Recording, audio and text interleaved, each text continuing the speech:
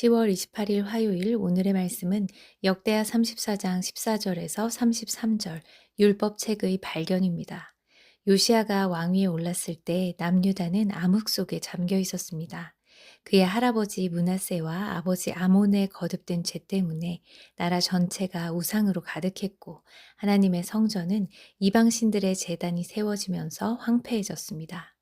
이런 절망 속에서 하나님께서는 어린 요시아를 왕으로 세우셨습니다. 그는 온 나라의 우상을 제거하고 하나님의 성전을 보수하면서 신앙을 회복하기 시작했습니다. 오늘의 본문은 하나님의 성전을 수리하던 중에 일어난 놀라운 사건을 다루고 있습니다. 14절에서 18절입니다. 우리가 여호와의 전에 헌금한 돈을 꺼낼 때에 제사장 힐기야가 모세가 전한 여호와의 율법책을 발견하고 힐기야가 서기관 사반에게 말하여 이르되 내가 여호와의 전에서 율법책을 발견하였노라 하고 힐기야가 그 책을 사반에게 주매 사반이 책을 가지고 왕에게 나아가서 복명하여 이르되 왕께서 종들에게 명령하신 것을 종들이 다 준행하였나이다. 또 여호와의 전에서 발견한 돈을 쏟아서 감독자들과 일꾼들에게 주었나이다 하고 서기관 사반이 또 왕에게 아뢰어 이르되 제사장 힐기야가 내게 책을 주더이다 하고 사반이 왕 앞에서 그것을 읽음에 요시아가 성전을 수리한 것은 단순히 건물을 고치는 것이 아니었습니다. 요시아의 성전 보수는 무너진 신앙의 중심을 회복하려는 하나님 앞에서의 간절한 몸부림이었습니다. 놀라운 것은 그 성전 보수의 현장에서 오랫동안 잊혀졌던 하나님의 말씀, 모세가 전한 여호와의 율법 책이 발견되었다는 사실입니다. 이 율법 책은 아마도 므낫세와 아몬 시대의 종교적인 혼란을 피해서 성전 안에 숨겨져 있었던 것으로 보입니다. 그렇게 모세를 통해 전해졌던 하나님의 말씀이 어디에 있었는지조차 몰랐을 정도로 백성들은 오랫동안 하나님의 뜻에서 멀어진 삶을 살아왔던 것입니다. 오늘 우리의 모습도 이와 크게 다르지 않습니다. 성경책이 늘 옆에는 있지만 정작 그 말씀이 내 삶을 흔들지 못할 때가 많습니다. 때로는 바쁘다는 이유로 말씀 보기를 미루고 오직 내 힘과 세상의 지혜만을 의지하며 살아갈 때도 있습니다. 그런 우리에게 말씀의 발견이 필요합니다.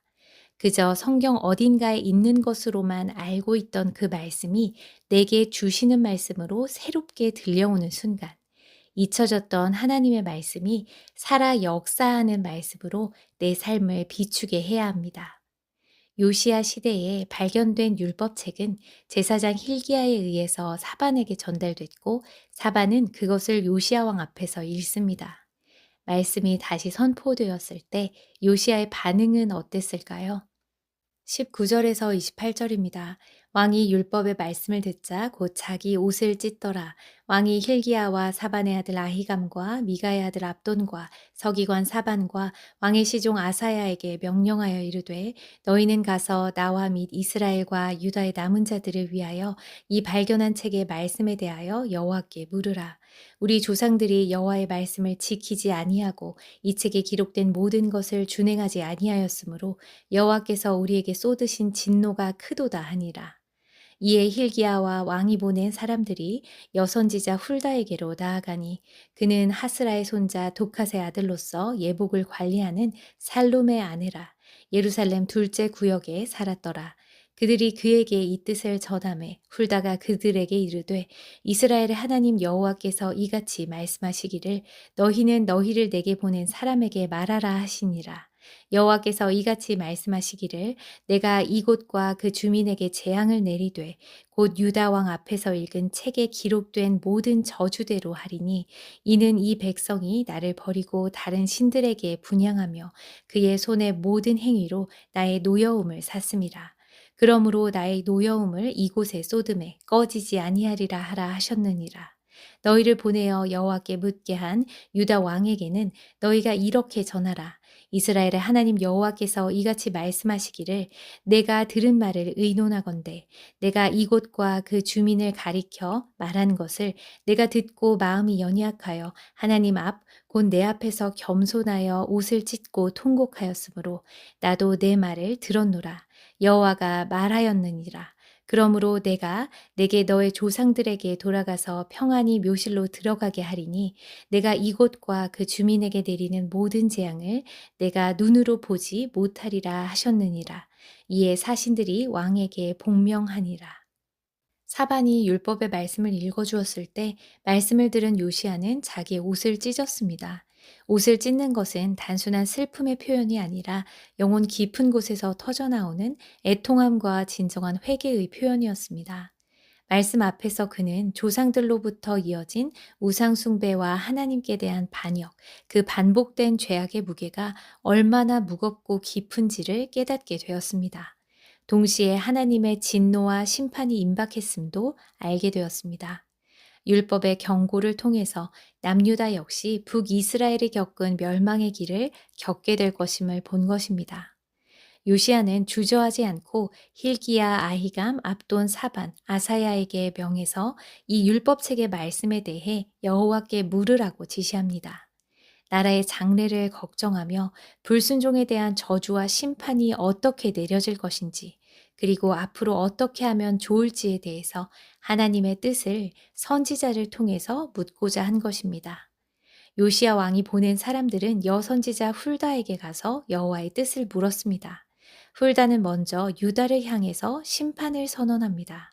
하나님께서는 이미 므낫세 때 유다를 멸망시키기로 작정하셨습니다.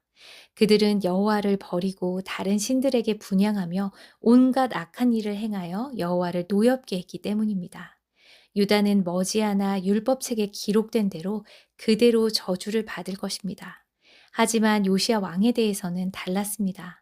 심판은 이미 정해졌지만 그가 하나님의 말씀을 듣고 마음이 연약하여 겸손히 하나님 앞에 옷을 찢고 통곡했기에 요시야의 겸비함을 보시고 하나님께서는 그가 살아있는 동안에는 유다 백성에게 임할 온갖 재앙을 내리지 않겠다고 약속하셨습니다.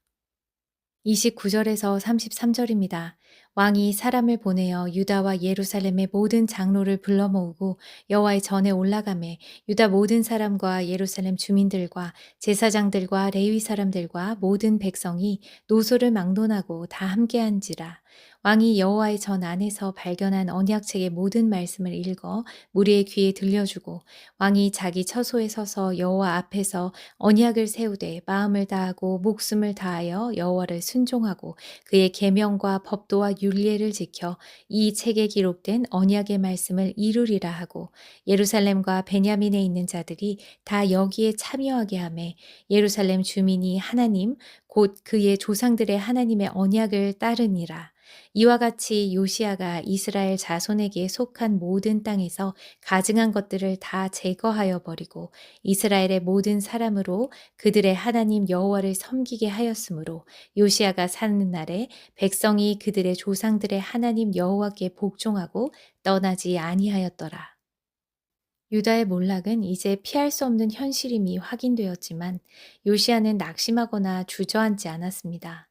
또 하나님께서 요시아 개인에게 주신 너는 평안히 죽으리라는 약속에 안주하지도 않았습니다. 요시아는 자신이 율법의 말씀을 듣고 옷을 찢으며 회개한 결과 개인적으로 심판을 면할 수 있는 은혜를 받았듯이 백성들도 이와 같은 은혜와 구원의 기회를 함께 누리기를 바랬습니다. 그래서 백성들을 성전에 불러 모으고 여호와의 성전에서 발견한 언약책에 있는 모든 말씀을 다 읽어 주었습니다. 그리고 낭독이 끝난 후에 요시아는 하나님 앞에서 마음을 다하고 목숨을 다하여 여호와를 순종하고 그의 계명과 법도와 율례를 지켜 이 책에 기록된 언약의 말씀을 이루리라 맹세하며 언약을 새롭게 세웁니다. 그의 결단에 백성들도 함께 하나님의 언약을 따를 것을 다짐하게 됩니다. 요시아의 회개는 말로만 끝나지 않았습니다. 그는 모든 가증한 물건들, 우상 숭배와 죄악된 습관들을 다 제거하며 백성들이 여호와 하나님만을 섬기도록 이끌었습니다. 그 결과 요시아가 사는 날 동안 유다 백성들은 하나님께 복종하고 떠나지 않았습니다. 진정한 회개는 감정에서 멈추지 않습니다. 회개가 결단으로, 결단이 삶의 변화로 이어질 때 하나님께서 기뻐하십니다. 오늘 우리는 하나님의 말씀이 한 사람과 한 나라를 어떻게 회복시키는지를 보았습니다. 요시아는 잊혀진 말씀을 발견하고 옷을 찢으며 회개했습니다.